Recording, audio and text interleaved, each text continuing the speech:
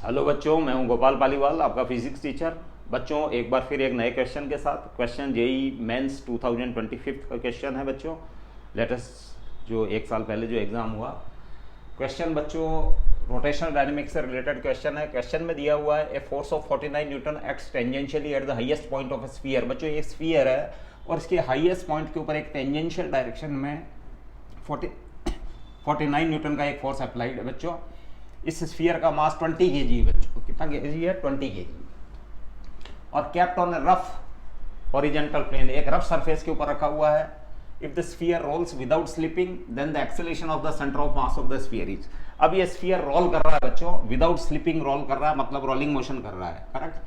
तो centre of mass का acceleration चाहिए बच्चों। तो सबसे पहले इस क्वेश्चन को सॉल्व करने से पहले कि इस क्वेश्चन में फ्रिक्शन फोर्स एक्ट करेगा या नहीं। बच्चों ऐसे केस के अंदर चूंकि एक्सटर्नल फोर्स एक्ट कर रहा है तो फ्रिक्शन फोर्स इसमें एक्ट करेगा। फ्रिक्शन फोर्स की डायरेक्शन है जो बैकवर्ड डायरेक्शन में रहेगी, इस डायरेक्शन में फ्रिक्शन फोर्स एक्ट करेगा।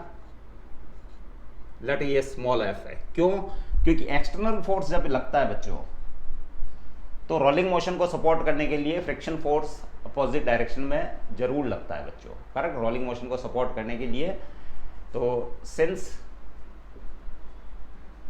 external force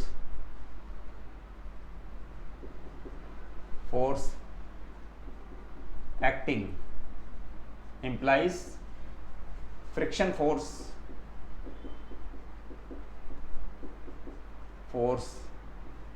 will act,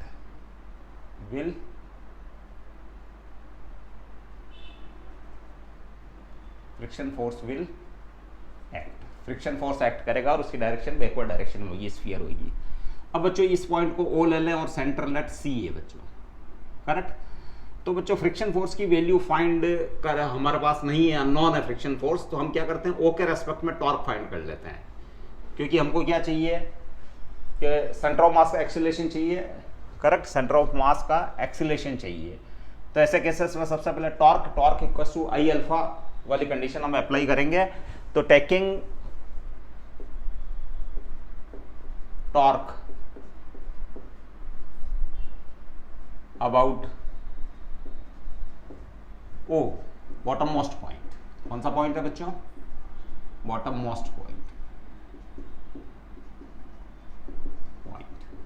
correct. तो बच्चों ये इसकी लाइन ऑफ एक्शन तो ओ पॉइंट से ही पास हो रही है, इसलिए ये फोर्स ऑफ फ्रिक्शन है, ये फ्रिक्शन।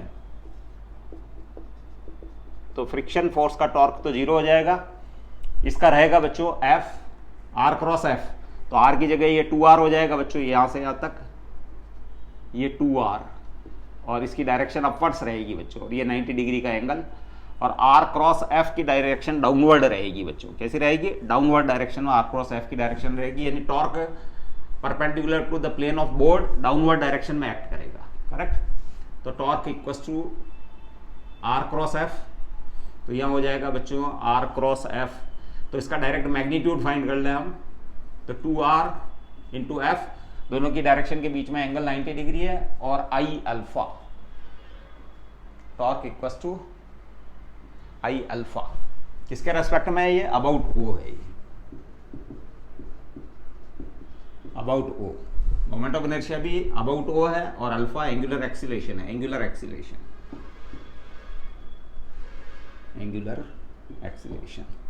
नाउ 2rf आई बच्चों इसके रेस्पेक्ट में चाहिए, इस एक्सिस के रेस्पेक्ट में। और इस एक्सिस के रेस्पेक्ट में बच्चों ये क्योंकि रोलिंग मोशन कर रहा है, प्योर रोलिंग मोशन कर रहा है, प्योर रोलिंग मोशन, तो इसके रेस्पेक्ट में ये मोमेंट्रीली, ये क्या है, इंस्टेंटेनियस एक्सिस ऑफ रोटेशन भी होगी बच्चों। It is the instantaneous axis of rotation, जिसके रेस्पेक्ट में ये उस मोमेंट के ऊपर प्योर क्या करता है, प्योर रोटेशनल मोशन करता है, करेक्ट। तो 2rf instantaneous axis of rotation कौन सी वाली? ये, उस मोमेंट के ऊपर, करेक्ट, जिस मोमेंट पे बात कर रही है। स्फीयर किसी मोमेंट पे यहाँ है रोल करता हुआ, तो इस एक्सिस के रेस्पेक्ट में ये it looks as if it is doing pure rotational motion, correct. ये इस टाइप से प्योर रोटेशन मोशन उस मोमेंट के ऊपर। 2rf I moment of inertia इसी एक्सिस के रेस्पेक्ट में चाहिए, आई। तो ये हो जाएगा बच्चों 2/5 mr² सॉलिड स्फीयर है प्लस md², तो mr² अगेन और हो जाएगा आई, और ये हो जाएगा अल्फा, करेक्ट। ये हो जाएगा बच्चों 2RF, ये हो जाएगा 7/5 mr² अल्फा, इस R से ये स्क्वायर कैंसिल, ये हो जाएगा बच्चों 10F/7 mr equals to alpha. Correct. Now we know that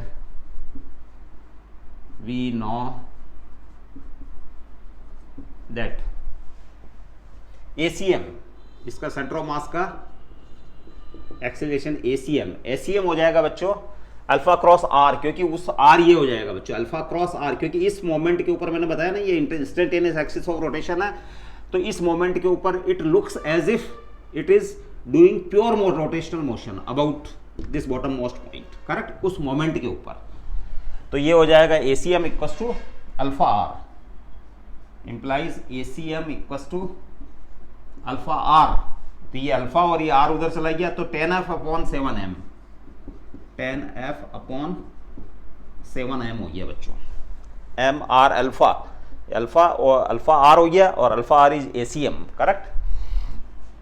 now ACM है जो यहाँ से आप फाइंड कर सकते हैं 10F, F इज 49 और 7 इंटू m इज 20 kg, इस 0 से ये 0 कैंसिल, 49/14, और ये बच्चों आ रहा 3.5 मीटर पर सेकंड स्क्वायर। तो इसका ऑप्शन ए करेक्ट है बच्चों, 3.5 मीटर पर सेकंड स्क्वायर। क्वेश्चन है जो अच्छा सा क्वेश्चन है बच्चों, इसमें कुछ कॉन्सेप्ट्स है, एप्लीकेबल है।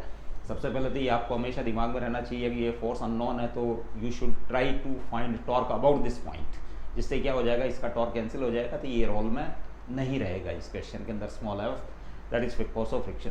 तो I hope you have learn this question properly. हम अगले क्वेश्चन के साथ फिर मिलते हैं। Stay blessed, then thank you.